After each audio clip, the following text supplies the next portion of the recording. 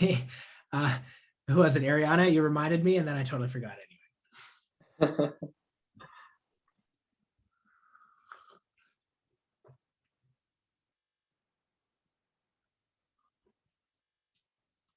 Okay, but that's okay. I don't think we really missed anything. You just missed me kind of ranting about some stuff. That's okay. Like I said, we didn't miss anything, right? The poll question is still up. We'll still see the answers for it, so it'll be okay. I'm a little bit concerned, though, at the poll answers so far.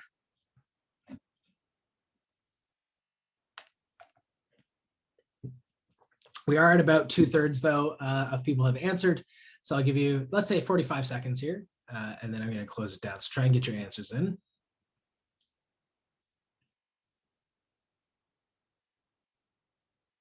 And you know what? I should copy this one. There really is just so many. Oop, oop, no, stop it, Windows. Stop it.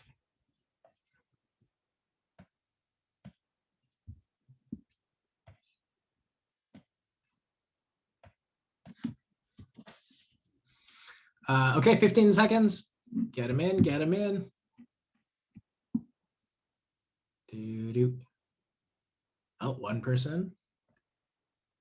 Do we have another?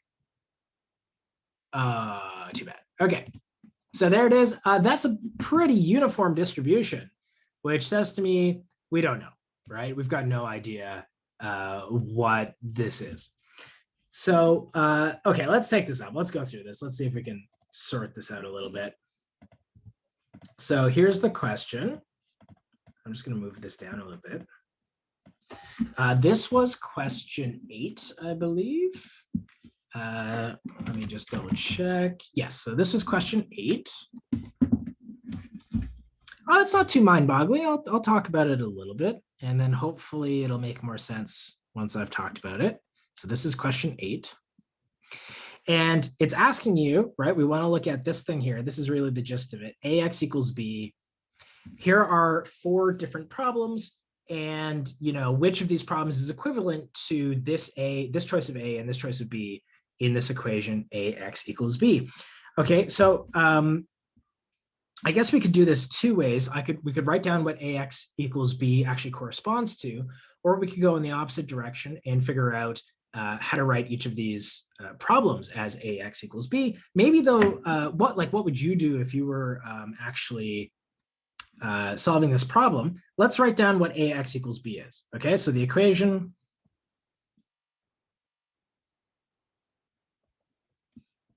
AX equals B is, so let's plug everything in. So we've got 1, 3, 7, 4, x1, x2.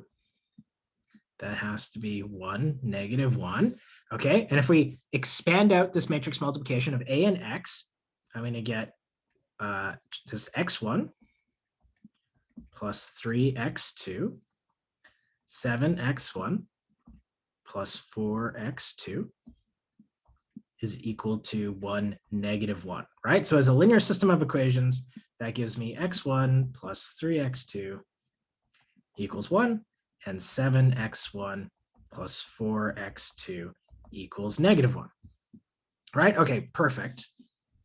So that's the linear system that this AX equals B is equivalent to, okay? And maybe let me zoom out so that we can try and see the problems. So if we look at A here, it's kind of close, but it's got these like weird Z's, right? And there's no Z's in this system of equation, right? Even if I wrote this as X's and Y's, there's still only 2 variables. There isn't 3 variables. So we're not going to pick A, right? A is not the correct answer. For B, okay, it's looking a little bit closer, except the coefficients aren't in the right place, right? So the coefficients of the first variable X are 1 and 3 in problem B. But in our answer, AX equals B, we know that the coefficients of X1 are 1 and 7, right? So it's not this one either. It looks really close to B, but it's not quite B. Okay, C, determine if 1, -1 is a linear combination of 1, 3, and 74, and 7, 4. This doesn't even make sense, right? Because column vector can't be a linear combination of row vectors. You notice how how that's written down, right? If I add two row vectors, I should get a row vector. So this doesn't even make sense because I can't possibly do this, right? So even just if you were to go by process of elimination, yeah, the answer now has to be D, right? And we can see that again, if we actually write down D here as a problem, you've all done this now, right? This was like the last assignment, assignment 3. So if we want to figure out whether it's a linear combination of 1, 7, we're asking, are there coefficients x1 and x2 such that this is true? 1, -1, right? And again, if we just convert this into a linear system, hopefully you can just see it. But if you need to, do all the steps, that's totally okay. Plus 4x2 equals -1. And yeah, those are the same system, right? So the answer is D. Does that make sense?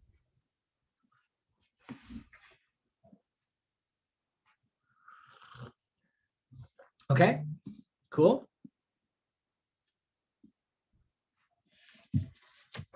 Can we explain why it's not C? Sure. Okay. So here's the thing. If I do a linear combination of 1, 3, so let's say x1 plus 1, 3 times 1, 3 plus x2 times 7, 4, what do I get? So I get x1 plus 7x2, comma 3x1 plus 4x2. And then the question is that equal to 1, -1? Okay, so even if the dimensions lined up, so first of all, like we're asking this thing here, this is a 1×2 matrix. This thing here is a 2×1. And that's impossible, right? These two things just can't be equal. Well, their dimensions are different, right? So two matrices of different dimensions don't work out. But then you might say, okay, well, what if this was a column? Like what if 1, -1, what if we actually wrote that as a row vector? Does it work out then?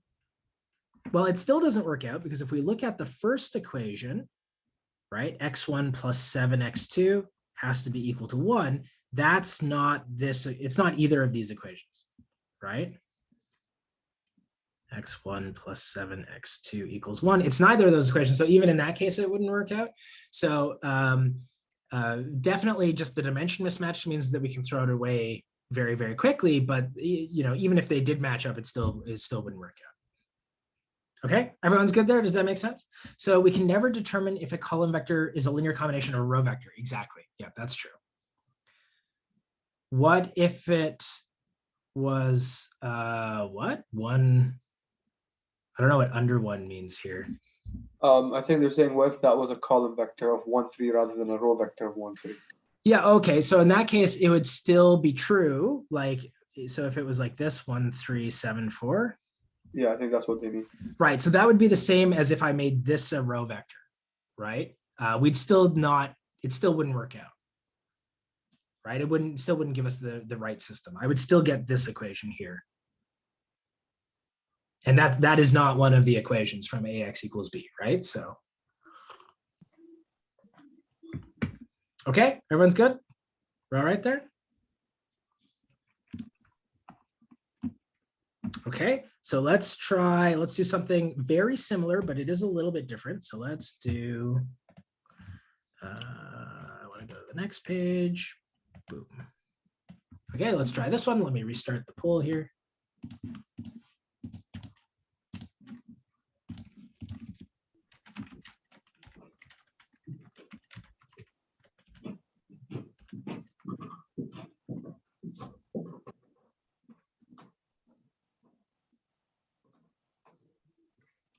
Okay, now this question is easier because it's multiple choice, right? If it wasn't multiple choice, there'd be work to do here, but it is multiple choice.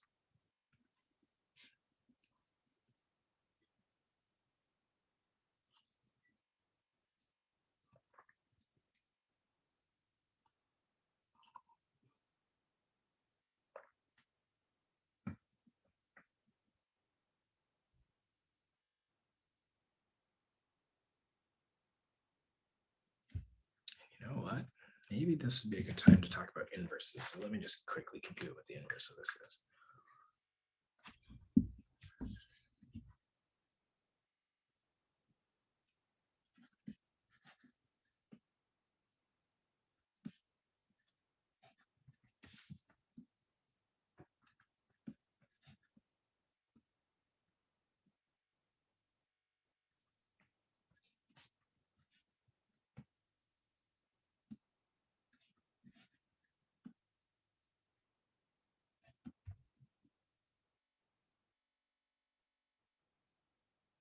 Okay.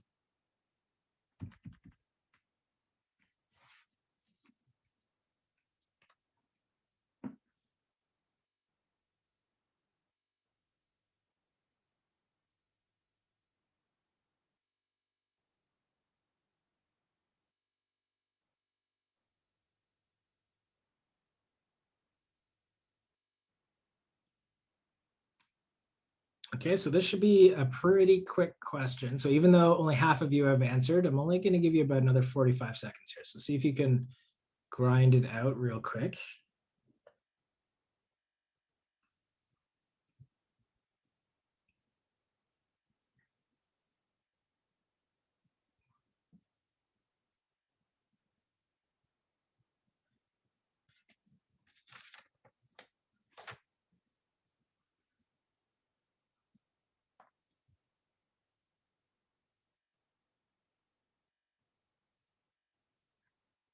Okay, so about 10 seconds now.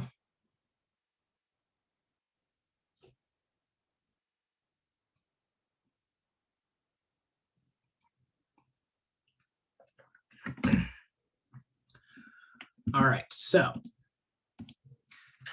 good. We're leaning towards A little bit under half, just barely under half. If we have no choices to determine, this is the same thing as no, it's a little bit different. Yeah, I'm actually going to show you how to solve this, like if I didn't give you the choices. So we'll do that in a second. But let's give this a shot here. Okay. So A is the correct answer. And so this is question 9, I think. Yes, so this is question 9. All right, so we have these matrices. A is 2, -3, -1, 2. And B is equal to 7, 5, like so, okay? We ask you, which of these things is a solution to AX equals B, right? So we want a solution. Solution to AX equals B, right? So we gave you a bunch of options. Let's go through them. Now, I said A is the correct answer. So let's just, this is going to work out, but let's try it. So the first option was 1, 3. So we're going to compute what AX is, and we're going to see if we get B out. So that's 2, -1, -3, 2 times 1, 3. If I do that, B was -7. Was it -7? Ah, yes, it was. Thank you. Okay, so this is going to be 2 - 9, and then -1 + 6, right? And yeah, there's -7 and 5. And so if you did it, you just get the answer. Thank you, Curdy. Yeah. Okay, now let's do the other ones just while we're here, right? So B gave us this thing. So it was 3, 1. All right, so let's see what happens when we compute AX with this thing. -3, -1, 2 times 3, 1. So that would give me 6 - 3, -3 + 2. So if I did that, I would get 3, -1. Right? That's definitely not -7, 5. So right, B, it's not B. C was 1, 1.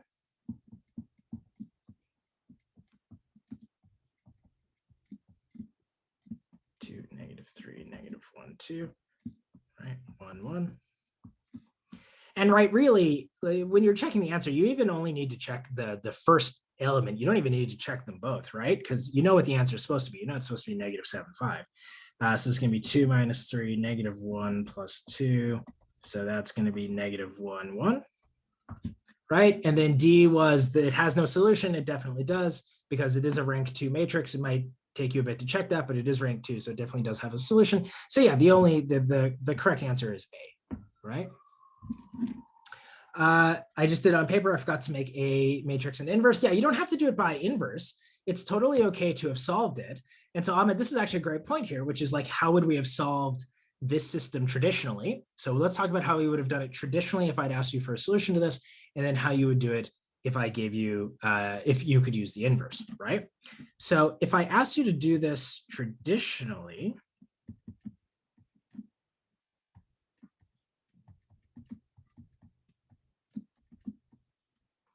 what is this supposed to be, -7.5? Right? We know that this is the same thing as the linear system 2x1 minus 3x2. And we're going to see something really nice happen here. Negative x1 plus 2x2 equals 5.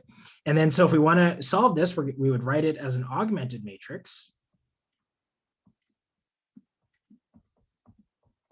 Right? And what we notice here is that this is precisely A, and this here is precisely B, right? So the augmented matrix is A, and then with the constants on the right-hand side. Does it matter what variable we put in? No, if you use X and Y, that's totally okay, right? I just tend to use X1 and X2.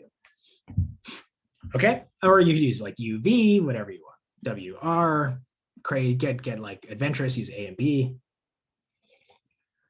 And so the way that we would solve this is we would row reduce this, right? And so if you wanted to row reduce it, I don't know, I'd probably switch row 1 and row 2.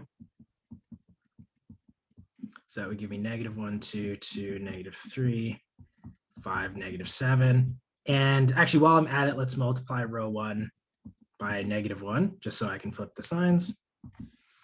Okay, and then I would do -2 row 1 plus row 2 into row 2.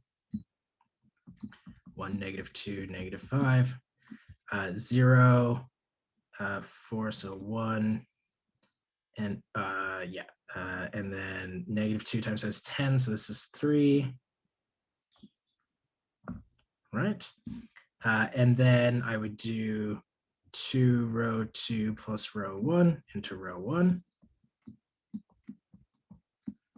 So 1, 0, 6, so that, and voila, I've got x1, x2 equals 1, 3, right? And that is exactly what our answer was, right? So that's how you would solve it, like the old-fashioned way. If we didn't give you the answers, you would just, yeah, that's in our REF, right? And in fact, it's the identity matrix, so it's in our REF.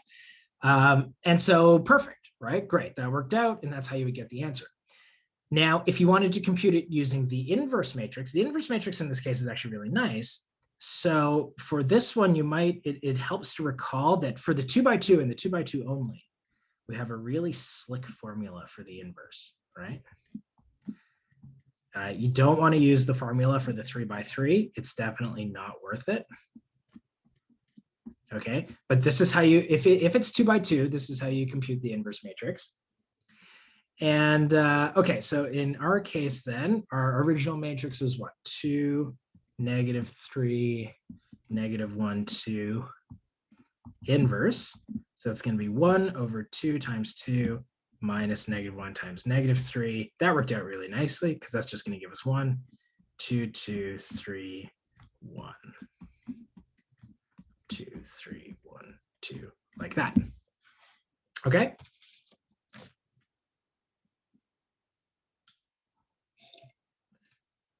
And what you'll notice, the thing about this matrix, like you might be like, okay, hold on, how is that the inverse? Because it seems like there should be like halves or thirds or something like that, right? Somehow there's no fractions. But no, you can check if you do like 2, -3, -1, 2, and you multiply it by its inverse, 2, 3, 1, 2, you get, what are we going to get here? We're going to get 4 minus 3, -2 plus 2, 6 minus 6, and then -3 plus 4. And lo and behold, that's the identity matrix, right? How do you know you have to multiply it by that fraction? That's just the formula. Like you should just, this is the sort of thing that you should just memorize. There is a reason that that fraction is special, and we're going to learn more about that fraction next week. But right now, it's just a magical formula for you, and you don't know. But I mean, try it, right? do this multiplication, A, B, C, D times 1 over AD minus BC, D negative B negative CA, and you'll see why this number comes in. Is the fraction the eigenthing? Close, it's the determinant, right? And the determinant you actually use to figure out whether or not the matrix is invertible. Yeah. Okay, so this is the point, right? Here's A inverse, and the whole point of A inverse is that when you multiply A and A inverse, you get the identity, which means to solve this equation, 2, -3, -1, 2, x1, x2 is equal to -7, 5. I'm going to multiply both sides on the left by the inverse matrix, and that will give me x1, x2 is equal to 2, 3, 1, 2 times -7, 5. And if you work that out, what are you going to get? -14 plus 15, -7 plus 10. And that's 1, 3. So, and that's the answer, right? Yeah, what does the inverse tell you? The point of the inverse is that this is the identity matrix. Right? Here, let me go over it in a second, but do you notice that I got the answer here, right? This is the correct answer. And I got the correct answer simply by multiplying B by the matrix inverse, right? And where this is really, really helpful. So let's say I asked you the same question, but now I changed the constant matrix.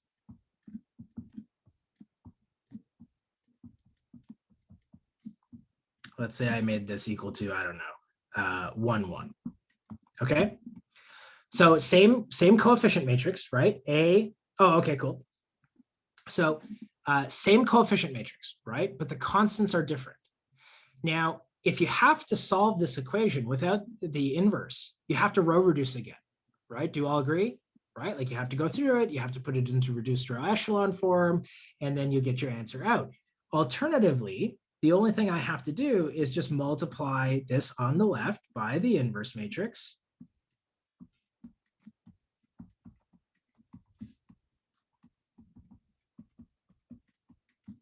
And I get my answer. Right? So that's what the inverse matrix wins for you. If you have a situation where your coefficients aren't going to change, but your constants might, then computing the inverse only needs to be done once. And then after that, you never have to row reduce again. You can simply find the answer by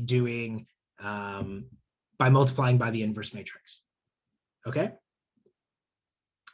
Yeah, that is exactly. Yeah. And Agam, if you want to do it that way, that's totally fine as well. Yeah, that absolutely works out. In fact, traditionally, if you don't have access to Octave, that's exactly what you do, right? You create this super augmented matrix where you put A on the left-hand side and you put the identity matrix on the right-hand side.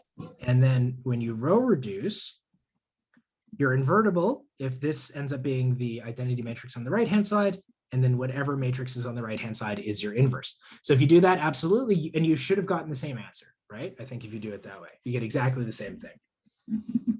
Yeah, and so it's cool though, because what you probably did is, I imagine roughly, you might not have done it exactly as I did it, but whatever steps I used to row reduce are more or less the same steps you probably use to row reduce your matrix, 1, -2, 2, -3, 1, 0, 0, 1, right? You might have done things in a slightly different order. Oops, sorry, I guess I flipped those two rows around. It was originally this. So you might have done them in a slightly different order, but the point is that you actually did that row reduction. And the benefit of the inverse matrix is that you only have to do that row reduction once, right? So if you have to like do the row reduction anyway, why not do it? Figure out what the inverse matrix is, and then you're good. You're money forever. It doesn't matter what constants we give you. You have the inverse, right? Does that make sense, everyone? Do you see like what the benefit of the inverse matrix is? And do we see how the inverse matrix works, or do I need to? Everyone's okay? Okay. Yeah, so hopefully that makes sense. The inverse is very, very convenient. It really makes our life quite easy. Okay, I want to throw I don't think this is a curveball, but I just want to do something a little bit weirder. I want to do this one. Okay, and again, this is just computation. There's like nothing crazy to this. Okay, there's no trick. I just want you to see if you can do this. It shouldn't take too long if you're okay with your matrix multiplication.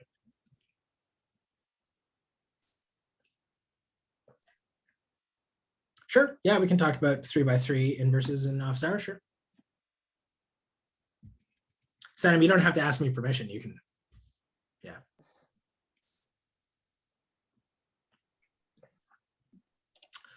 No, that is a great question. So I got this direct message that says, this might be a silly question, but is the inverse like division for vectors? So not for vectors, but for matrices. Yes, that's exactly what it is, okay? The inverse is division for matrices. That's exactly what it is, right? So that's a great way of thinking about it, yeah. That's why actually when the determinant is 0, you can't technically divide or get an inverse because you can't divide by 0. Yeah, let me see if I can I should be able to write on my screen, but damn if I, okay. So just kind of while you're working out on this, the whole idea is that we've got AX equals B, right? And this equation looks very similar to, you know, what if I wrote like 7x equals 14, right? Like you could all solve that. I'm certain of, no matter how bad you think you are at math, every single one of you can solve that problem, right? And what would you do? You divide both sides by 7, right? So exactly, this is a great observation. What we almost want to do is divide both sides by the matrix A, but we can't divide by a matrix. What we can do, though, is multiply by its inverse. In analogy to what we do here, we would say instead of dividing by 7, we're going to multiply by 1 over 7, right?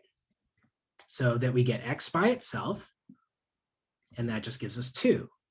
So the benefit of the inverse matrix, right, since we know that A inverse A is the identity, so if I multiply this equation by A inverse, I get A inverse AX is equal to, hopefully I can erase this. No chance. Is equal to A inverse B. This is the identity matrix. So we get INX is equal to A inverse B. But the identity matrix times X is just X. So now we've solved for it, right? We've isolated for it. Like that. So yeah, absolutely, this is a great way of thinking about it. The inverse matrix is like dividing, excuse me, is like dividing the matrix, except we can't divide. The best we can do is multiply by the inverse, right? So that's what the inverse wins us, is that ability to basically solve this equation by dividing by A. Okay, so yeah, great observation. Sure, transpose matrices, yeah, we can do that.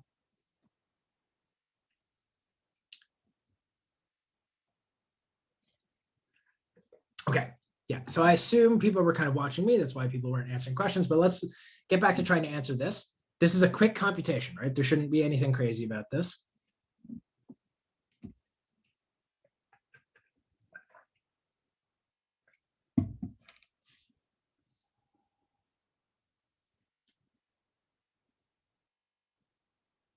Sure, yeah.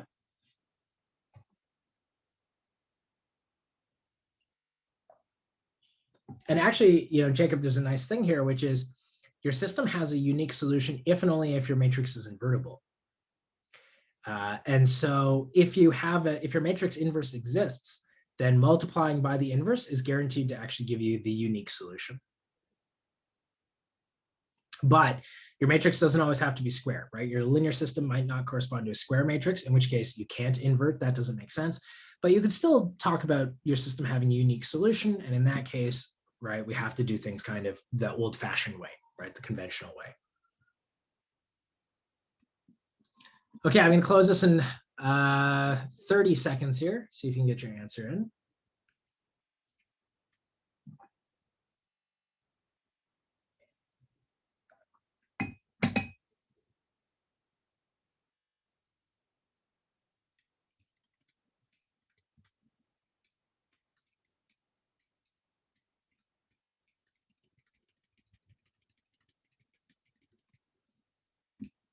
Okay, So I'm going to have to ask some of you to tell me what happened. Okay, so this is the thing that we got. And we're split between A and C. Maybe that's just a computational error. But we've got a good number of people in B and D as well. Okay, so something seems a little weird here. Let's figure out what's going on. Why can't I? Oh, that's because I'm still annotating. Stop annotating. Okay, good. Okay, so this is question 12.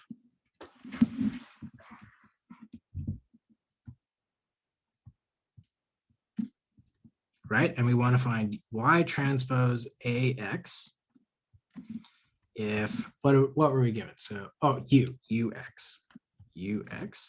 So we've got that U is 4, 3, 2, 1. Very creative of us. X is 1, 0. And Y equals 1, -2. Okay, so the transpose says turn all the rows into columns, right? So that's what the transpose says. So Y transpose UX is going to be 1, -2, 4, 3, 2, 1, like that, 1, 0. And we can see that this works out, right? Because this is a 1×2 matrix. This is a 2×2 matrix. So the inner dimensions match. And then this is a 2×1 matrix. So the inner dimensions match. And then our answer is going to be a 1×1 matrix. And that's just the same thing as a number, right? A 1×1 matrix, well, just only has one element, basically the same as a number. Now, you can do this multiplication in any order you like.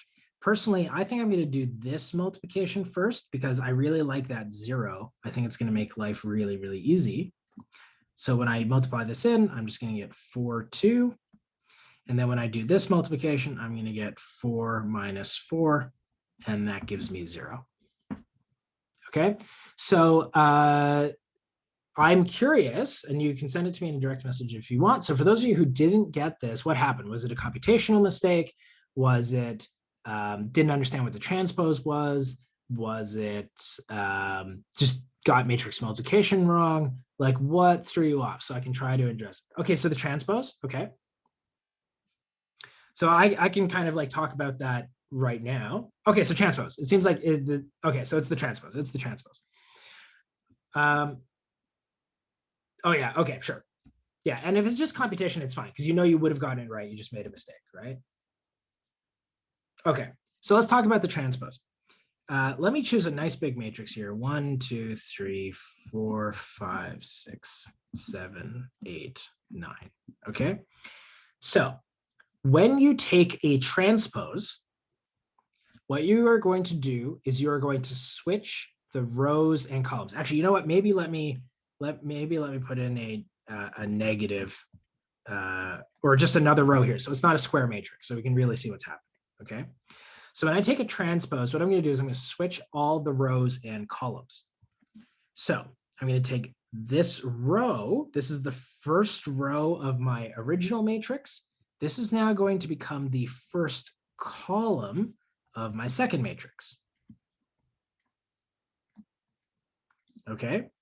The second row is going to become the second column. All right. And then the third row becomes the third column, like so. Okay. Does that make sense? Does everyone see how that works? And notice that what it does is it's actually going to switch the dimensions, right? This is a 3×4 matrix, but then when I transposed it, I got a 4×3 matrix. So it flipped them. And if you didn't want to go row by row, you could have gone column by column as well, right? Notice here that the second column, 2, 5, 8, is the same as when you transposed it, is the second row. So if you wanted to, you could have done this column by column instead of row by row, right? Transpose made the output 1×1. Yeah, so the transpose up here, so we had like, let's look at what Y transpose did, right? So we had this thing. So Y was equal to, what was Y? Sorry, 1, -2. Okay, so if I take Y transpose, that's going to be 1, -2 transpose. So you can either say now that all those rows are going to become columns, or in this case, maybe it's like psychologically a little bit easier to say this column is going to become a row, and you would get 1, -2, right? Like that. So I have a direct message. So the transpose is essentially flipping rows and rows into columns and vice versa. Exactly. That is exactly what the transpose does. What utilities does the transpose have? It actually has a lot. I don't think a lot that we'll necessarily go into, but what it does, for example, is allows us to do things like say, oh, look, if you do the transpose, you can actually make sense of this term. Okay. Have some of you, right? Yeah, I mean, it's not too bad, but like maybe sometime somebody just had to explain it to you. There's this nice thing, you all know about the dot product, right? So if I take two vectors and I dot them together, another way that you could write that is as X transpose Y, right? So that's kind of a nice thing you can do. It turns out that if I give you a matrix, A transpose A is crazy important. It's insane how important this matrix is. It shows up all the time when you do probability statistics, when you do least squares modeling. And this is the sort of stuff that that isn't like, mathematical masturbation. Like, we just do it because it's fun and math. No, this stuff shows up in real life. Like this stuff shows up all the time. When you talk about, if you've got a bunch of data and you're trying to find the best line that approximates that data, this thing shows up everywhere when you do that stuff, right? So if you've got a bunch of data and you're trying to find a line that fits that data, A transpose A shows up. And so the transpose there ends up being really, really important, right? It comes in and is fairly critical. So does that help about the transpose? Is everyone okay with that now? Like if I asked you to find the transpose of a matrix, you'd be able to do it and you could tell me what the dimensions are and these sorts of things. It's okay? Okay. So like, how is that? Yeah, that's actually a really good question. Like, how is this true? So let's say I took something like 1, 2, and I dotted it with 3, 4. So remember, how do you do that? You would multiply 1 and 3, right? And then you would add 2 and 4, right? And so that works out. If I were to write X transpose Y, so that would be this matrix multiplication. Notice that's the exact same thing, right? Where you take that column, you kind of turn it on its side so that it becomes a row, and then you multiply it in. So you would also get 1 times 3 plus 2 times 4, right? So the dot product here is the same thing as X transpose Y, as a matrix multiplication, right? Isn't that kind of cool how that works out? Do you see that that's okay? And hopefully, if you think about it, like obviously I did it for a 2 by 2, but hopefully it's clear that you could have done it for a 3 by 3 or 4 by 4, and it works out because precisely this idea of multiplying a row vector into a column vector is exactly the same idea of what a dot product is doing, where you take the first elements, multiply them together, second elements, multiply them together, so on and so forth, and then just add everything up, right? The dot product is defined as being basically this. So if you want to think about it like that, that's basically how the dot product is defined. It's that you multiply these numbers, and then you add up the answers that you got from having multiplied those out. How do you use the apostrophe? Yeah, so the apostrophe is how you do that in Octave.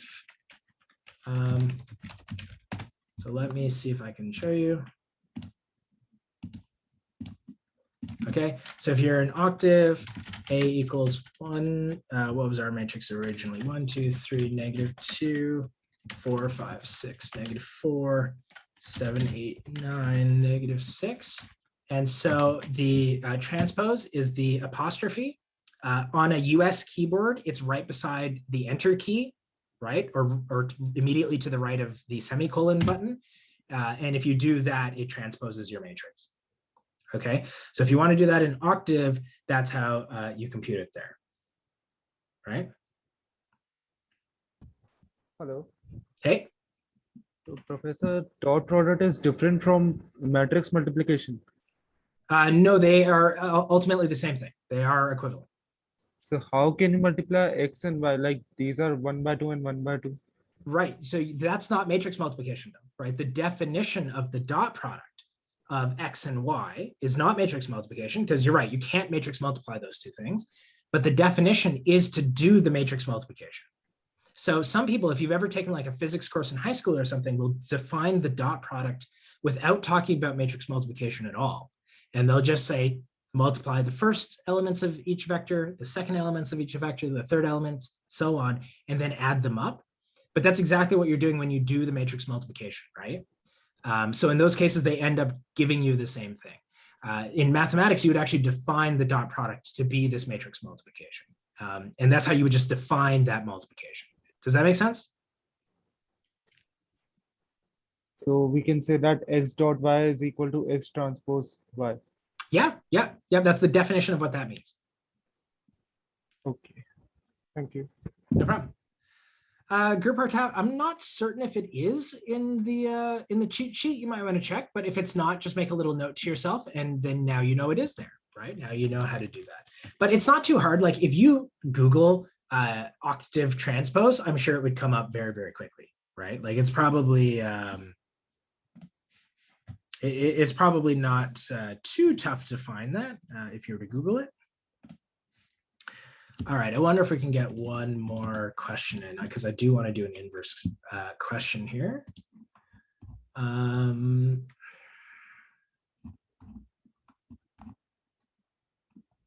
Okay, do you guys want like a computational question, or do you want like an abstract question? What do you want? Abstract, computation? Okay, good, we're split down the middle. Still split, we've got, okay, a little, all right. Okay, I think we're leaning towards abstract. And then if for those of you who want a computation, if when we go into office hours, if you want, we can do one.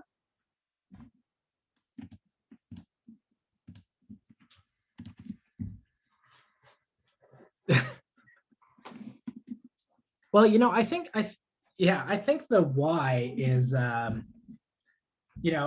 people I think are more worried about the abstract questions because they're harder in some sense, right? You have to think about them a little bit harder, whereas with computation, you can usually grind them out, especially if you have access to octave, but we can still do one, that's okay. Yeah, I mean, that's actually a great way of putting it too. And you can imagine, especially if I give you access to octave during a test, it's not going to be find the inverse of this 3x3 matrix, right? Like chances are that's not too much of the question you're going to be asked. I could do something like that, but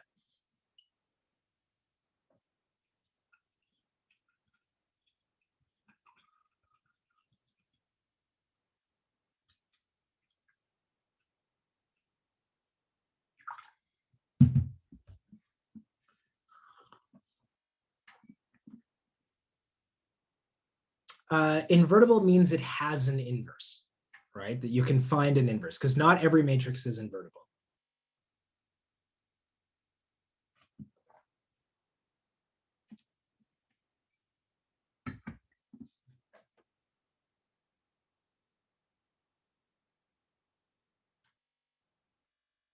And for those of you as well who come up with an answer, give me an example of P and or Q, which do this, right? So that P and Q are both invertible, but your answer is not invertible. Okay, so that's your next step as your kind of bonus thing, come up with an example. And yeah, that's not a bad observation. Is the inverse of the inverse just the original matrix? That is a phenomenal question, Brandon. Yeah, what do you think?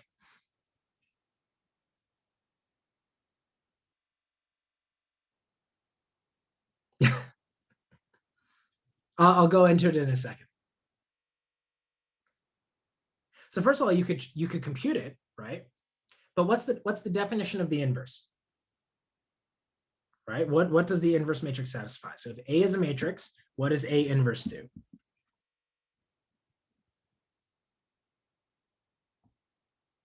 All right, so you've got a matrix A. Oops, sorry, I meant to annotate. So you've got a matrix A, then A inverse does what? If this is A, what does A inverse do? Okay, yeah, sure. That's not a bad way of thinking about it, Jeremiah. Like we don't necessarily know that exponents work that way with matrices. It turns out they do. Okay, but here let's not guess. There's lots of great heuristic ideas here, and absolutely, you're all kind of thinking along the right ideas. But the definition of the inverse is that this is true, right? It is the matrix such that A times A inverse is the identity, right? We all agree that's what it means to be the inverse, right? It is the matrix that we multiply by A to get the identity. Yes? This is important to being able to really answer Brandon's question, is that we all understand that that's what the inverse is. Okay? No, let's think about this. So now the question is, what is the inverse of this? I.e., what matrix do I multiply A inverse by to get the identity? The original matrix. So you're done, right? So by definition, A inverse inverse is the matrix that you multiply by A inverse by to get the identity, and by the equation above, that is exactly A.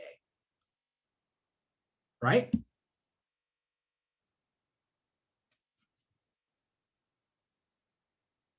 Jack, is that a good G's or a bad G's, or like that was easier than I thought G's, or like, okay, good G's. I think it's a realization one. Yeah. And I mean, it's just a matter of like staring at, and you know, one of the problems, this is a really interesting problem that happens when in even more advanced math classes. So what students will do is they'll come up and they'll be like, I don't know how to show this. And I will say, okay, well, what is the definition of that? And they'll be like, well, you know, I don't know. And I say, well, you probably can't prove anything if you don't know what its definition is, right? We'll say like, show this function is differentiable. And they'll be like, okay, I tried and I didn't get anywhere. I said, okay, well, what's the definition of differentiable? And they say, well, I couldn't tell you. And I said, well, okay, like if you don't know what the definition of differentiable is, you can't show something is differentiable, right? So always go back to the definition. What is the definition of the inverse matrix? It's the thing that I multiply A by to get the identity. Okay, can I use that to help me figure out what the inverse of A inverse is? Yes, right? The answer is right there in front of us. Now, Jeremiah, you have a very astute observation, which is that if exponents behave the way we want to, then this would be like A -1 to the power of -1, which would be A to the 1 is equal to A. Now, the only thing is that this isn't really an exponent, right? Like we're not taking 1 over A. So this doesn't necessarily have to obey the same rules that we know real numbers have to satisfy, right? Now, it turns out that it does. Right? It turns out like if I did something like A cubed and took its -1, that is the same thing as A to the -3, which is the same thing as A inverse cubed. Turns out exponents do satisfy those rules, but just be a little bit careful. These are not real numbers. So you actually didn't know that that was true, right? That's something that we would actually have to prove in order to be able to use that. It was a good idea though, right? But yeah, we just have to be a bit careful. Okay, so I'm going to finish the poll. I'll give you 10 seconds in case you just haven't put your answer in.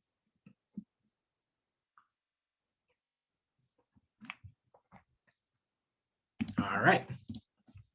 So yeah, overwhelmingly, people, well, maybe not overwhelmingly, but a lot of people said the answer was D. Absolutely, the answer was D. Can anyone give me example matrices P and Q such that this is true? So P and Q are both invertible, but oh, my annotation is still on. P and Q are both invertible, but P plus Q is not.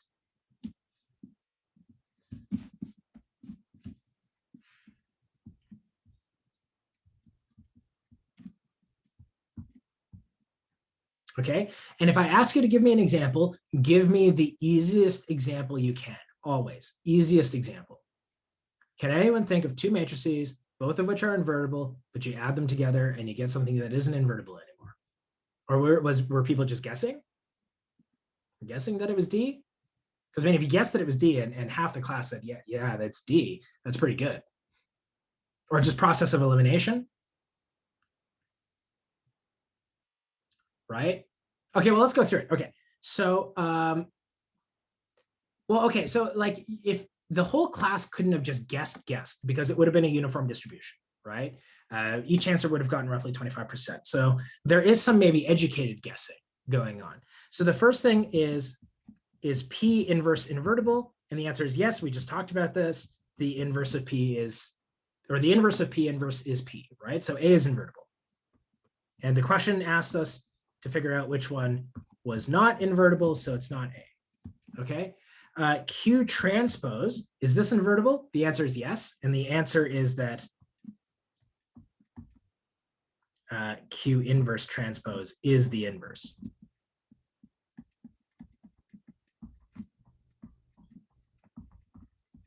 Okay, for C, actually, does anyone know what the inverse of QP is? This is important. This is in the notes. This is, I'm pretty sure, in a video. What is the inverse of QP? Be very careful.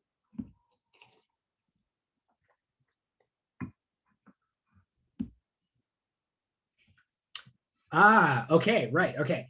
Agam, yes, and Sylvia, almost, but you have to be careful. So Agam says P inverse Q inverse. And notice that the order of the P and Q are switched, right? This is really important. Now, if we want to see why the order of P and Q have to switch, let's think about it. Again, what does it mean to be the inverse of QP? It means that this is the matrix that I multiply QP by to get the identity, right? So if I do P inverse Q inverse, and I multiply that by QP, what happens? Well, note that the Q and the Q inverse touch each other.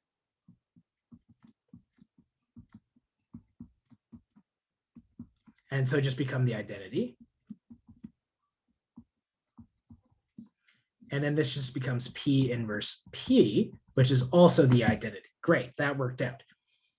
If I switch the order of P inverse and Q inverse, though, this doesn't work out anymore.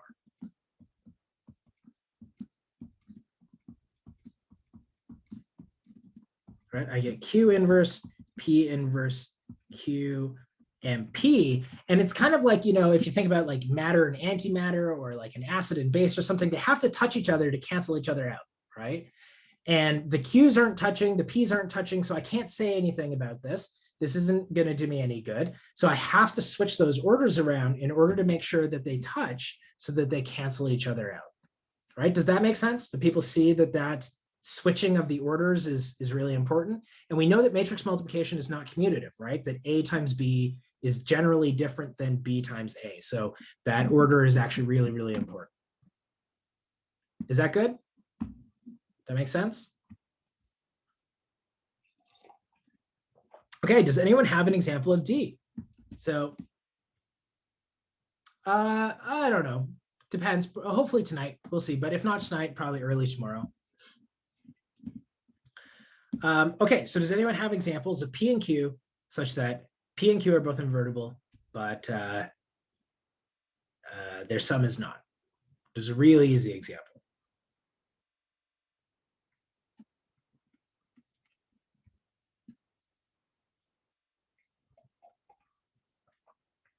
No? All right, here, I'm going to give you a really easy example.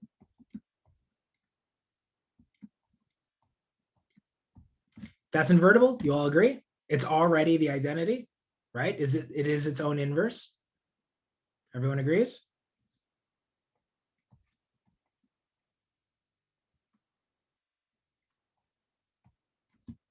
Q is also invertible, right? Q squared is equal to the identity. So if you multiply Q by itself, you get the identity matrix.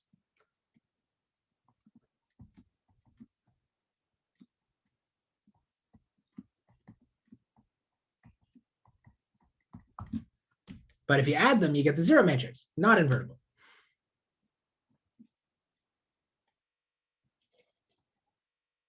Right? And that's what I'm talking about in the sense that, like, maybe it's a stupid example, right? Because you're like, oh yeah, you got the zero matrix, you just took P to be negative Q. But no, I mean, like, you're allowed stupid examples. That's okay. And this is what I'm saying. Like, if I ask you for an example, give me the easiest example that you can, right? How do we find if it's invertible? So, right, a matrix is invertible. So we're gonna learn something next week called the determinant, which will tell us if a matrix is invertible. So Ariana, not certain, or is that your example? Yeah, that works too. Actually, no, that's perfect. Yeah, 1, 0, 0, 1 is definitely invertible. 0, 1, 1, 0 is invertible, but their sum is not. Yeah, so that's a great example. Yeah, really good job, right? Because it only has rank 1. So Connie, how do you determine if a matrix is invertible? If it's square and has full rank,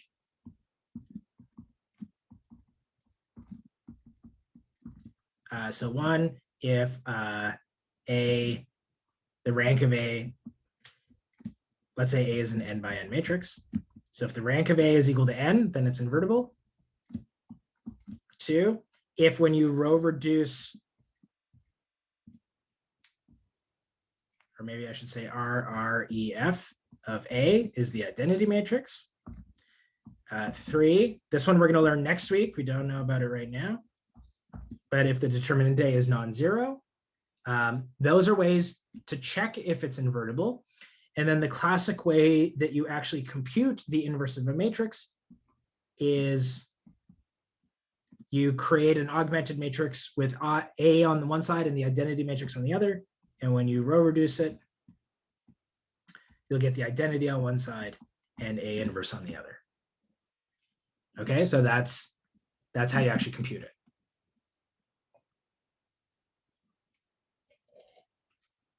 Yeah, determinant is nasty in 3 dimensions. It's even worse in 4, right?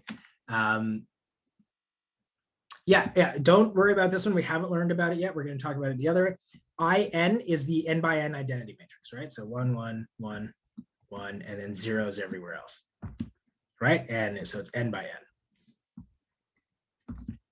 That's just what in means. It's the identity matrix.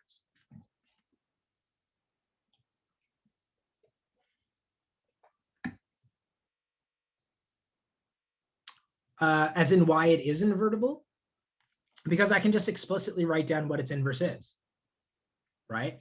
Because you know, Sylvia, that both P inverse and Q inverse exist because you're told that P and Q are invertible. So you know that P inverse exists and you know that Q inverse exists. And now if you do this product, you get the identity. So that tells you that the QP is also invertible because I was able to write down what its inverse actually is, right? Ahmed, it depends. No, so its rank has to be equal to its number of columns. But because we can only talk about invertibility with square matrices, the rank has to be equal to n. It has to be the same as the number of columns and the same as the number of rows, right? Yeah, I mean, that's a little sketchy, Connie, if your partner used it, but it's possible that they did. Or you mean, oh, the identity matrix. Yeah, I probably use that notation in the book. Oh, no, you're saying determinant. Yeah, that might be a little bit sketchy, but again, some people I think learned it in high school. So it's maybe not too crazy. I had a few emails asking me about if they could use the determinant for their writing. Okay, sure, nice. Yeah, okay, so Brandon, this will be much easier next week. And so we might want to wait until then, but basically you can show that AB transpose is B transpose A transpose, okay? So what this is going to do is help us to say, well, Q transpose times Q inverse transpose, right? Because I know that Q is invertible, so Q inverse exists. Well, that's just this stuff, right? This is B and this is A. So now what I'm going to do is I'm going to kind of almost like factor the transpose out because that's what this formula tells me that I can do. So I'll get Q inverse Q, all transpose. Now Q inverse Q is the identity, transpose. But if you switch the rows and the columns of the identity, you still just get the identity matrix, right? So this, in this sense, I've just written down what the inverse of Q transpose is, and so it is invertible. And in the same thing with QP, I can just write down what its inverse is, right? I know that both of these things work. If I multiply this by QP, I get the identity, so it must be the inverse. It has to be. That's the definition of what the inverse is. Mhm.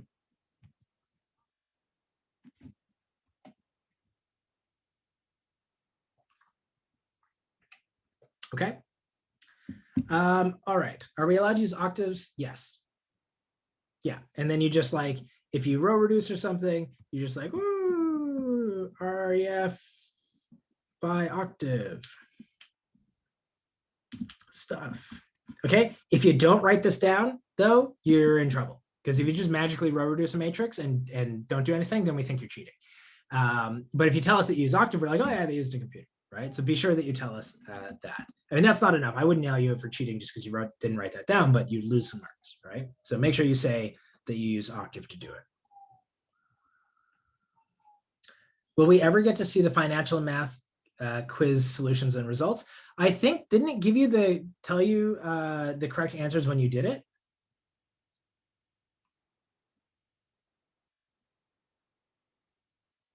And yeah, Brandon, if you do it by hand, that's totally fine. It didn't tell you the answers. Okay, well, if you want to, just let me know sometime or post it on Piazza and I'll just tell you what the correct answers are. Because it's just multiple choice. So I can just tell you A, B, C, D, whatever. Mm-hmm. Okay. All right, everyone, let me take like just a couple minute break here, fill my water, that sort of stuff. Aziz, are you hanging around or are you taking off? I'm probably going to take off when you get back. Okay, sure. It sounds good. So give me a couple of minutes here, everyone, Yeah, and then I will answer all of your questions when I get back.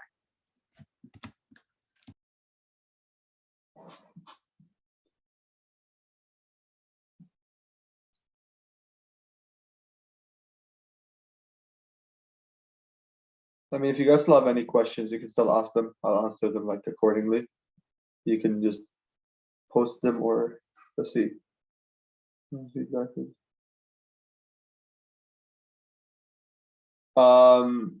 So there are two questions here, I guess. The first one said, you said the feedback is worth 1 mark. How much would you write for the feedback? Like for the feedback, as long as it's constructive, like you don't have to write essays for the feedback, but as long as it's constructive and you have a few lines and like you follow the kind of the template that we have, you're good to go there. And obviously for the feedback, we're marking you on like what you get, like the quality necessarily, not necessarily the quantity. So as long as you hit all the points in the template, the template for feedback, there's like 8 main points. Like you have to hit on like the clearness, conciseness, if they have graphs and stuff like that, that whole like template.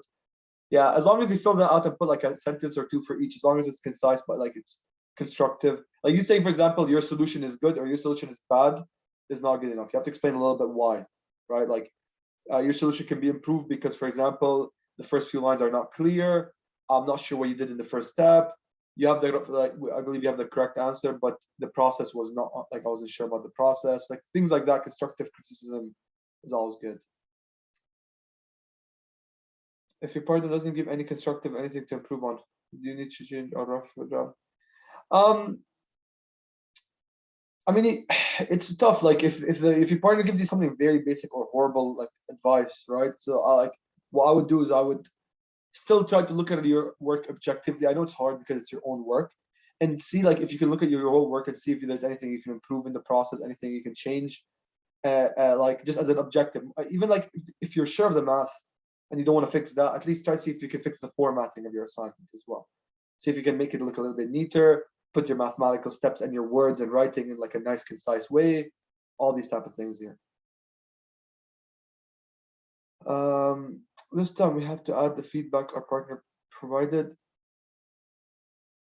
I do not believe so. So Kurt is asking, do we have to add the feedback our partner provided?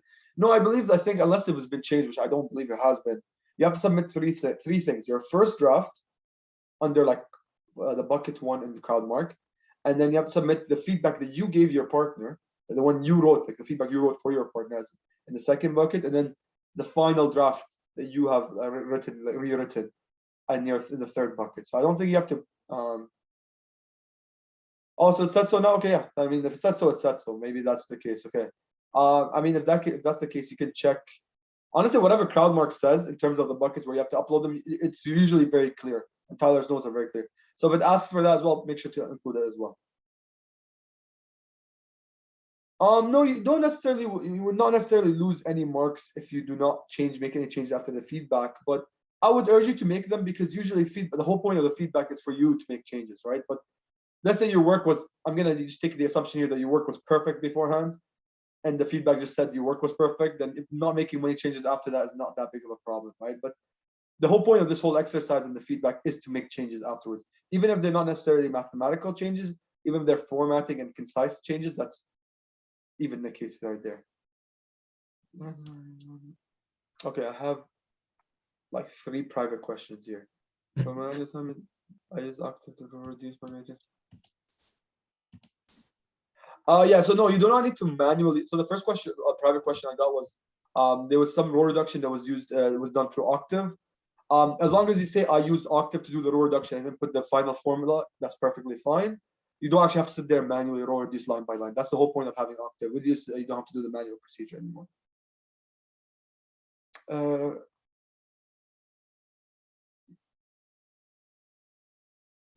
So another question is, so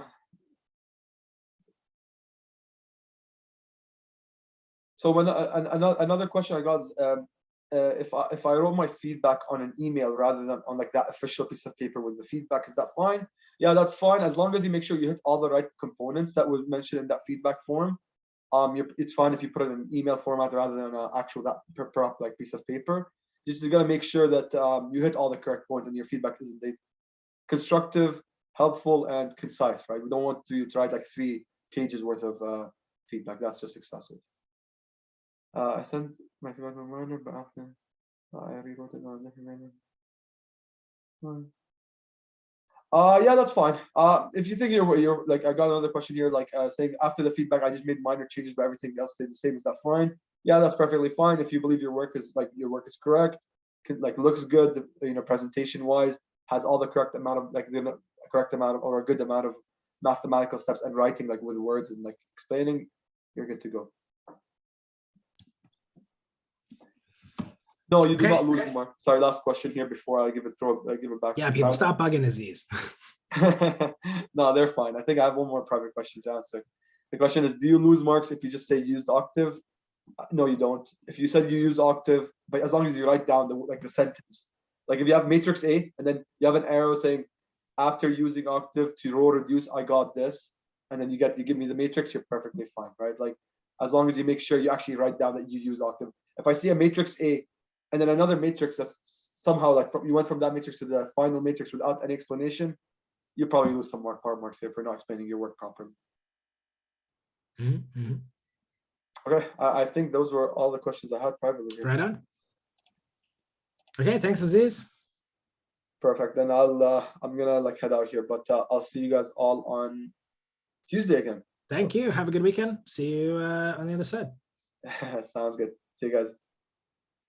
Okay, everyone. So what I think there were a couple of outstanding requests in the chat, but I don't necessarily remember them, and possibly I've answered some of them. So what do you want me to talk about here?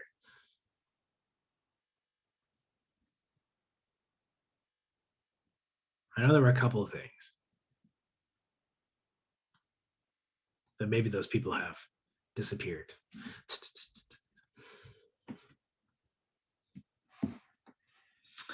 Another inverse problem, and then a private thing in transpose. Okay. I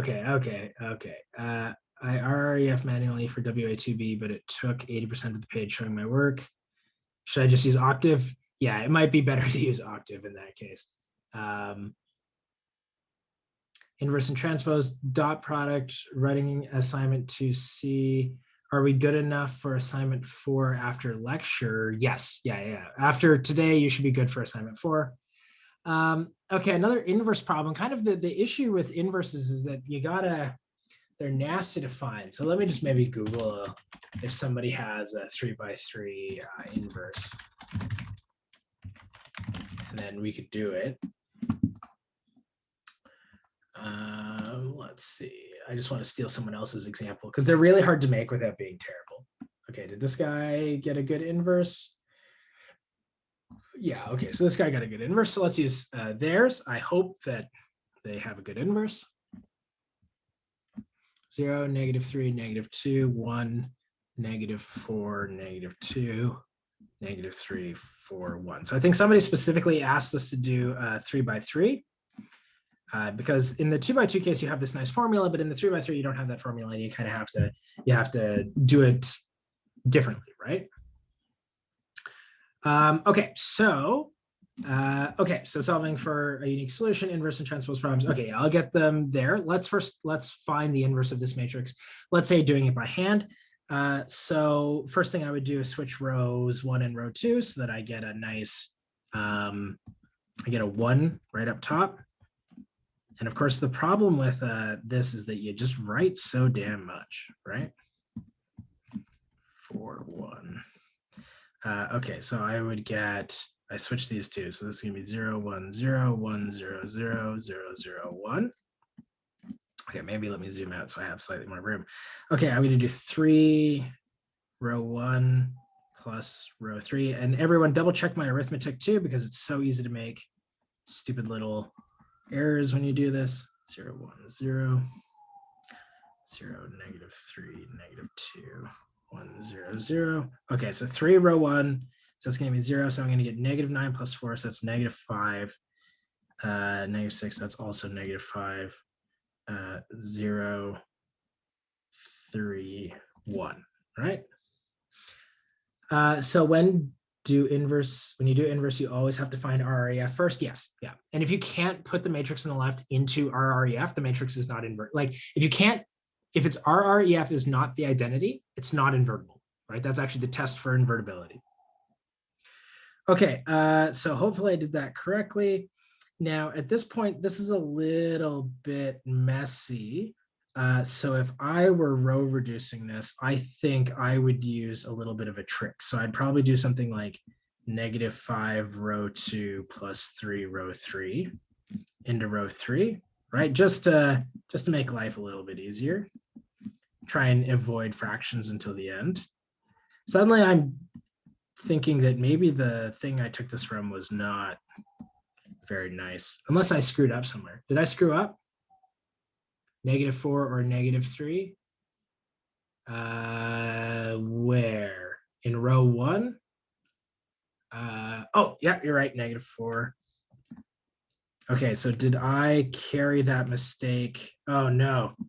Oh, no. Okay, so that mistake happened early. So you can see already how easy it is to screw up and make a mistake. So that would give me what? So I did 3 times that, so that'd be -12 plus 4, right? So that's now -8. And that's right, yes?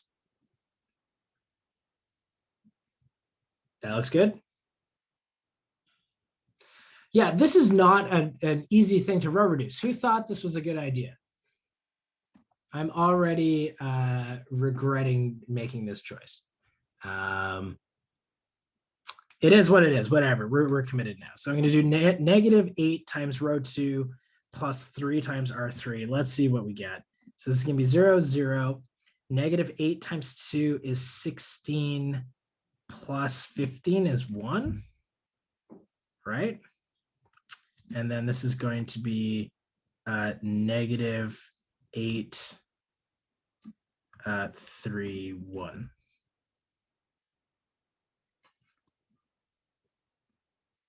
Right? Yeah, well, I assume somebody just wanted me to actually, we'll check it with Zoom at the end and hopefully I get the right answer. But I assume somebody wanted to see kind of like how you would do it by hand, right? So now I'm going to do 2R3 into row 2. And this time I'm going to do 2 steps at once. So I'm going to do 2R3 into row 1 as well. So I'm going to get 0, 0, 1. And, you know, I have to inspire, despite making the immediate mistake of writing -3 instead of -4, I need to inspire some confidence that your professor actually does know how to do this stuff. So 2 times this is -16 plus 1 is -15. 2 times 3 plus 0 is 6. 2, okay, and then 1, -4, 0. So this is -16, 6 is 7, and that's 2. This worries me here because it seems like that should probably be divisible by 3, and somehow it's not. isn't it -893? Let me check. -8 R2 plus R3. Let's see. -8 R2. So so it must have been in the previous one that you're claiming this is true, right? And then -8 R2. I don't. Oh, you're right. You're right. Plus 3 R3. You're right. So that would be 993. You're right. Now this is going to change these answers. Let's just say it's been a while since I've had to do row reduction by hand. So -6. Okay, so this is still -15, right? 2 times 9 is 18, so this should be 18. 2 times 3 is 6. Okay, good. Now everything is divisible by 3. That makes me happy. Okay, so into row 1, this is going to be -16. That's going to be 18 plus 1 is 20. No, 19, right? 2 times 9 plus 1 is 19. 2 times 3 plus 0 is 6. Whew. Okay. Let's divide row 2 by -1/3 into row 2, just so that we get a nice 1 there. 0, 0, 1, -8, 9, 3, 0, 1, 0. So -3, this will become 5, -6, -2. 4, 0, -16, 19, 6. So you can see already, like, I would have lost a bunch of marks if I were doing this as a test, because I've already done a bunch of screw ups. So 4R2 plus, I didn't sing my song for you guys. Row, row, row, reduce madly down the page. One mistake and you'll be baked. So check it every stage. Right? That's a nice song that we learned in undergrad. 4 times row 2 into row 1. So this is going to be 20 minus 16. So that's 4. -24 and 19 is 5. -8 and 6 is 2, I think.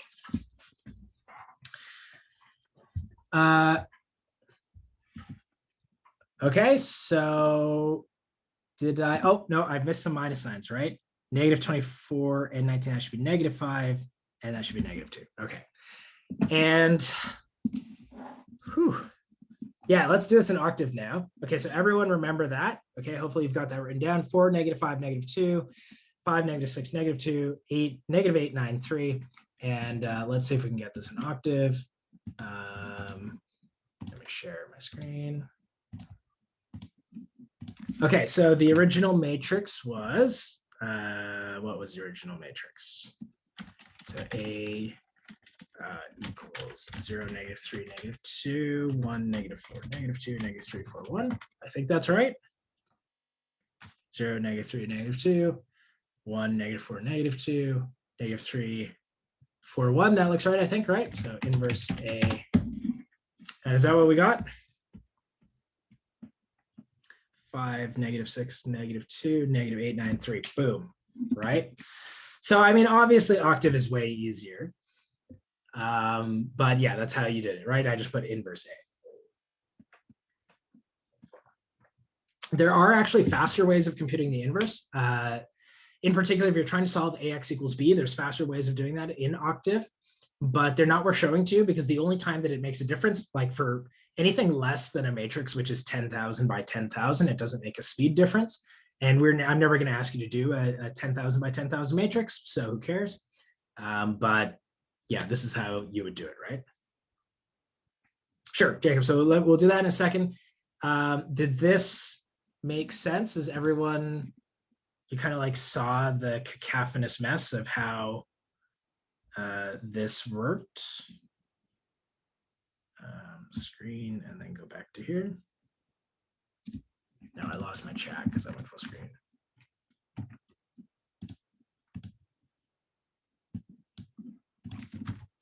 Okay. Can we cover how to solve a unique solution with matrix and linear equation? Okay. What is the difference between A prime? So one is the transpose, Connie. The first one, A prime, is the transpose, and the other one is the inverse, right? So One is the transpose, one is the inverse. And the transpose is much easier to compute, right? That's the one where you flip the rows and columns, but the inverse is this one where you have to do all this crazy row reduction, right? Okay. You could try, does it work? Yeah, it seems to work. Yeah, Octave is smart enough to know that that's what you meant by that. Yeah. Ain, I don't know what you're asking.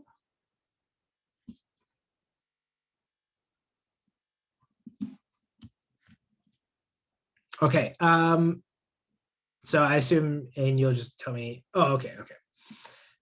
Okay, so unique solution. Now let me kind of make the following comment. So Jacob, let's use the same matrix system that we had before, right? So we had A. What did we say this was? 0, -3, -2, 1, -4, -2, -3, 4, 1, like this. Okay. So let's say that I had a linear system and it looked like this: -3y minus 3z is equal to 1, x minus 4y minus 2z is equal to, I don't know, let's say 2. Let's not be creative. Plus 4y plus z is equal to 7. Something like this, right? This is a linear system. But it has the same coefficients as the matrix A, right? Okay, so that's important because we just did all this work. So let's make our lives a little bit easier. Okay, so if we wanted to solve this system, what would we do? Well, we would, I'm not row reducing this again.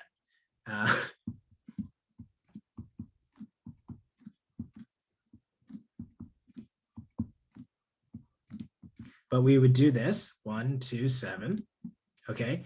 And if we were to do the row reduction, and here's the interesting thing, what you'll find is if I were to the reason why I say I'm not going to row reduce this is because the steps that I would use to row reduce this do not depend on the constants whatsoever. They only depend on the matrix on the left, which means I would use exactly this same set of row operations to row reduce this matrix. Okay. But if you want to, it's good exercise. So you could try that. But after row reducing, let me just put this into Octave, right? So you'll forgive me because I've already done the row reduction once. So hopefully that doesn't bug you too much. And I did a row reduction on a much worse problem. So, right. But let me plug this into Octave and see what I would get if I row reduce this. Okay, so if I row reduce this, I would get 1, 0, 0, 0, 1, 0, 0, 0, 1. -20, -21, -31. Okay, so let's pretend that I had done all that row reduction again, and I row reduce it, and I got this. Now, the reason why we know that I have a unique solution is that my rank here is 3, right? For row 1 and equation 1, is it row 1, is it -2 or 3? And Jacob, exactly, 3 variables. So that means there's a unique solution, right? Calvin, I'm not certain what you're talking about. So for equation 1, I think it's -3. I think this is the one that, so 0, -3, -2. I think we go all the way back up here. That was the same that we had here, right? So unless I'm misunderstanding you, Calvin, but if I am, please just tell me.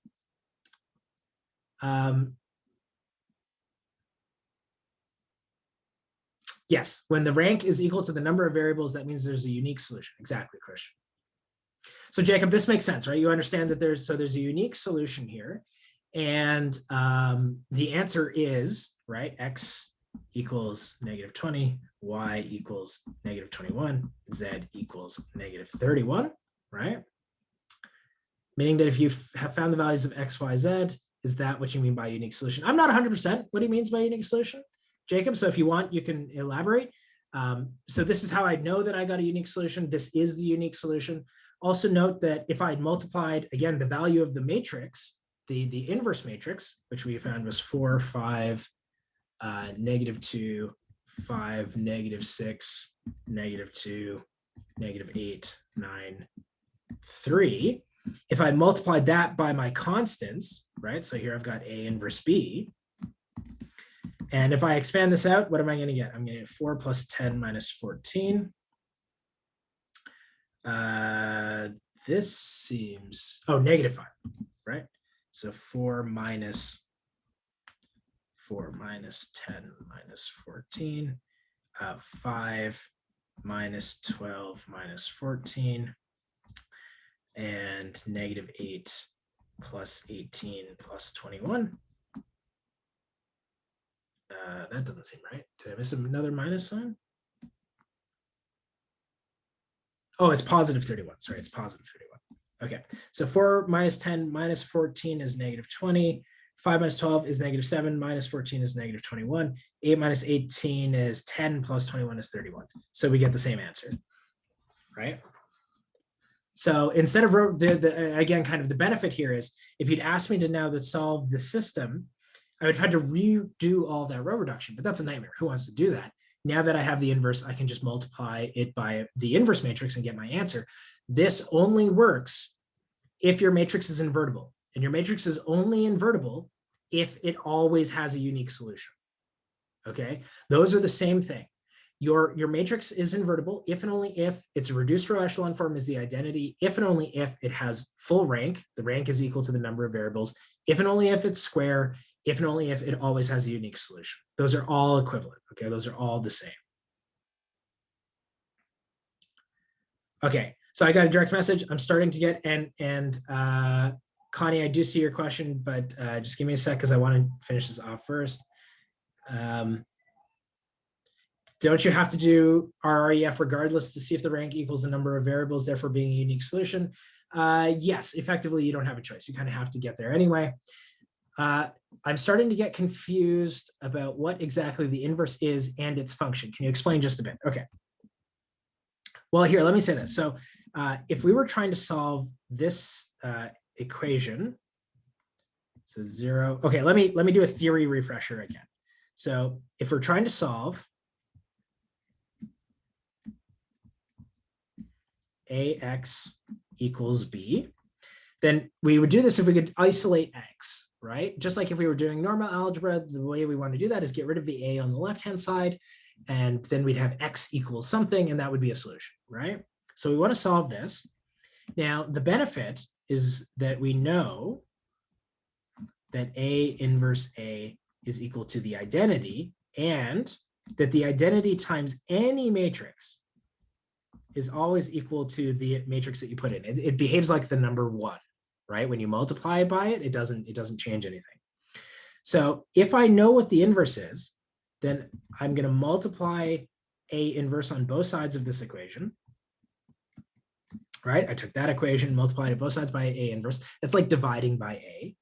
This would give me the identity on the left times X. But the identity times X, like we said, is just going to be X itself, right? So we get X is equal to A inverse B. And so what the inverse does is it allows me to solve the equation AX equals B by multiplying by the inverse. Okay, so that's the purpose of the inverse matrix, if you can find it. So it allows you don't have to do all this row reduction stuff. You multiply the constant by A inverse and you get your answer.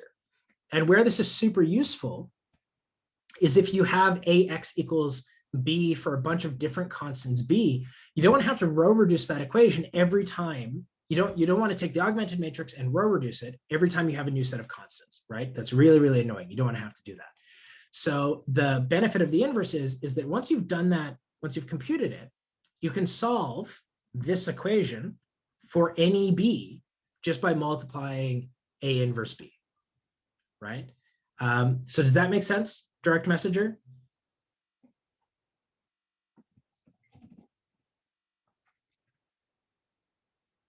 So it is a matrix that you multiply by A to turn it into the identity, right? This is the definition of the inverse. It's any matrix which does this, and it turns out there's only one. It's unique. So it's any matrix which does this, and its purpose is to solve the equation AX equals B by multiplying by A inverse, right? So that is it. That is what it is and what its role is. Okay, cool. I just solved RREF for question 2, but the answer isn't very clear. I got a fraction. Jacob, question 2 of what? Owen, I think I said, how do you put an augmented matrix into octave? If you want to put an augmented matrix into octave, just put it in. Like, don't worry about the vertical arrow. Okay, so like that example I just did where I used the constants, right? So we had A was this and B was this. So if you wanted to create an augmented matrix, you would just put it in, right? Like now here I would normally put the vertical line, but in octave, don't worry about that. Just put it in. -3, 4, 1, 7, right? And then RREF augmented matrix. And that'll give you the right answer. Okay.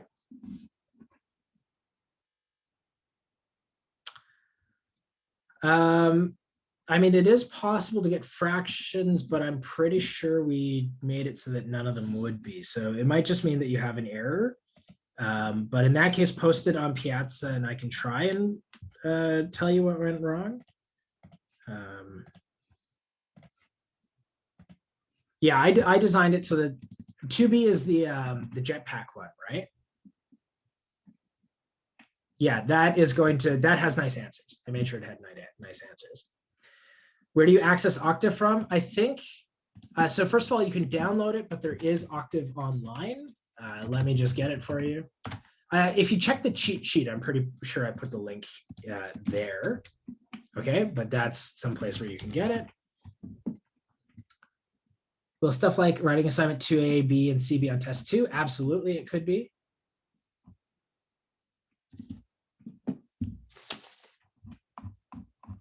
Right, so. Okay, so what were the questions? I think it was 318 and 325 were mentioned earlier. Yeah, 318 and 325. Now, also, you all can use, I think, Octave Online. I hope that nobody is like VPN'd out of it. Like, if you're in China right now and you can't access that site, then you might actually just need to download Octave. Because I know that some of our Chinese students have traditionally had trouble accessing some of our videos and stuff.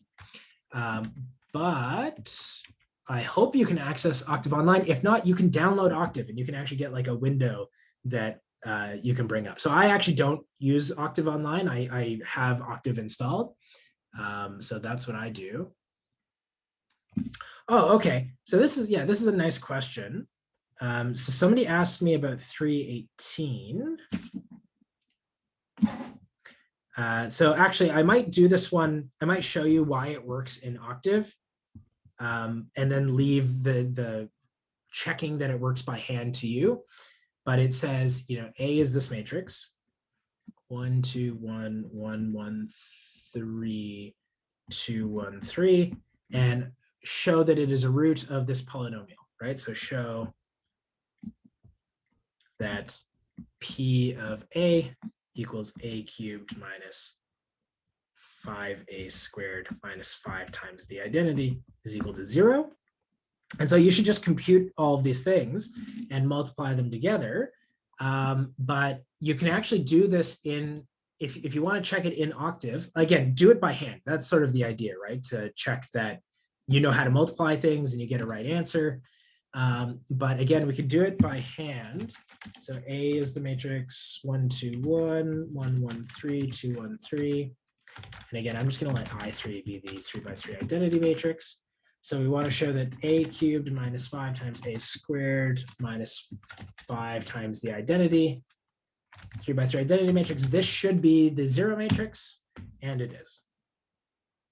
Right? So that's cool. This is a really powerful theorem. This is called the, oh man, this is embarrassing. I don't remember. The something Hamilton theorem. Why can't I remember what this is called?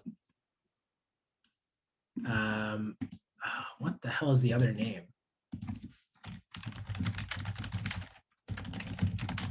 Cayley-Hamilton. Yeah, Cayley-Hamilton theorem. Okay. Right, I3, or I3 is how you do the 3x3 identity matrix in Octave if you don't want to plug it in by hand. So if you don't want to do 1, 0, 0, semicolon, 0, 1, 0, semicolon, 0, 0, 1, then you can just type I3 and it will produce the 3x3 identity matrix. Oh, sorry, and I just sent that to you apparently. Okay, Connie, so that's what EYE3 means. Okay. 325, and then I see the request for 322 as well, so I will come back to that. So 325. Oh, 325 is, yeah, it is really just it is use the inverse matrix like I said to just use it, right? Yeah, it doesn't work if you just use 5 because 5 is just a number, right? When you add and subtract matrices, and I guess maybe did I put I in the, oh, you know what? I didn't put I in the actual question statement, but it does have to be there because otherwise you've got a bunch of 3x3 matrices running around and then you're just going to try and subtract the number 5 and it doesn't work. It actually has to be 5 times the identity. 325 is exactly what I just said.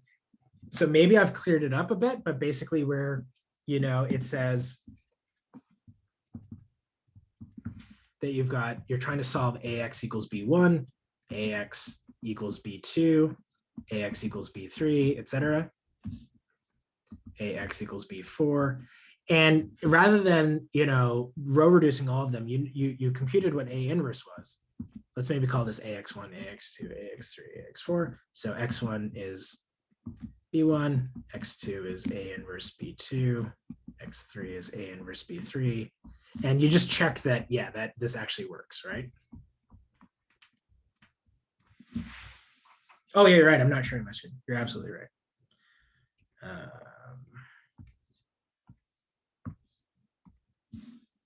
That's the problem when I'm jumping around between computers, right? Okay, so the question asks you to solve these 4 equations, same A's, different B's, right? B1, B2, B3, B4. And so this is kind of what I was just saying about how the inverse makes life easy. In order to solve for AX equals B1, you just multiply by A inverse.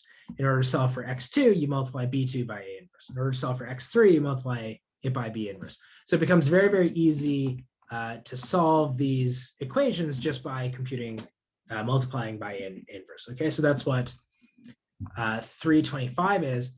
And then somebody asked for 322. I realize you could do 322 right now. It's probably too hard though. So the answer to 322 with what we have now, which is a nice challenge if you actually want to, if you really want to see if you're a good row reducer, is to row reduce this matrix, right? How do you find the inverse? Well, start row reducing, right? And you can do it because everything has C's in it. So it's actually not impossible to do. Now, there's an easier way of doing this that we're going to talk about next week in terms of computing the determinant. I think like, okay, I mean, we can try it, but I would personally do this with a determinant. But like, what are we going to do? So -2 row 1 into R2, and then negative row 1 plus R3 into row 3. All right, so C0, 1. 1, 0, 0. Everyone, again, double check my math. You've seen that I can make errors too.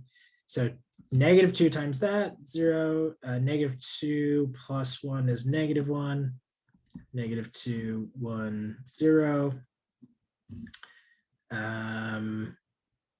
Okay, and then negative row 1, so that this is still C squared. This is -1, -1, 0, 1, right? Then I'm probably going to switch row 2 and 3, right? Isn't it C for row 2? Oh, yeah, you're right. Yeah, this should be C. Thank you. Okay, so I'm going to switch these. And again, okay, actually, I'm not going to switch row 2 then. I'm just going to leave it the way it is. If I were doing this on a test, I would go much slower, right? I'm trying to get in under the clock. So I'm going to do, okay, here's a good question. What should I do now?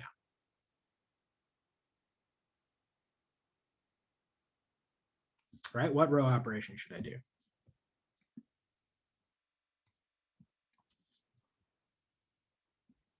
Anyone? So I'm probably not going to touch row 1. I can just put that in. Nothing?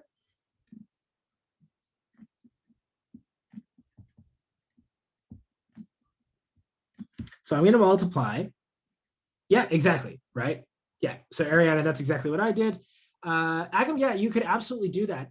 The only reason I don't want to do that is because I really, really, really don't want fractions, and I really don't want fractions in C, but you could do that. That would be the right thing if you wanted to turn, kind of make things a little bit easier for you to do the cancellation. You can't do division. No, yeah, you're not allowed to divide rows. The only thing that you can do is add a multiple of one row to another. Okay, so technically at this point, it is going to show up again somewhere else, but technically at this point, we've now added the condition that C can't be 0. So 0, 0. So this is going to become C. So this is going to become C minus 1. And then this is going to become 2C minus 1, negative C1, I think. Right? Does that check out? And the reason that we have C equals 0, again, we would get this anyway when we divided by C in order to get our leading ones. But you even though you can add a multiple of one row to another, you can't multiply one of the rows by 0. I mean, you can, it's stupid, right? Like the fact that I've done this implicitly says that C is not 0. But if that bothers you, don't worry about it. It will show up in a different way. Now I'm automatically done here because the question just says find the values of C such that this is invertible. I need C to be rank 3. What rank does this matrix have? Yeah, C can't be equal to 1 and C can't be 0. Right? So basically we need that these numbers are not 0. Because if any of these are 0, I won't have full rank. And so this tells me that C can't be 0 or 1. And then for part B, you just keep going. Just keep row reducing until you get the identity matrix on the left-hand side. Okay? So now it starts to get a little bit messy because you, for example, actually what I would probably do is if I wanted to get rid of the next row up, I'd probably do something like row 1 plus C minus 1 row 2 into row 2, right? So basically turning this into C minus 1. And that's going to break this C. It's going to turn this into no longer a C. It'll become a C times C minus 1. But that's okay because it'll make it, I don't want to use fractions, right, until I absolutely have to. And so if I did that, I could avoid using fractions. Otherwise, you're probably going to divide row 3 by C minus 1, which you could do, but then it brings in fractions, right, which is a little bit nasty.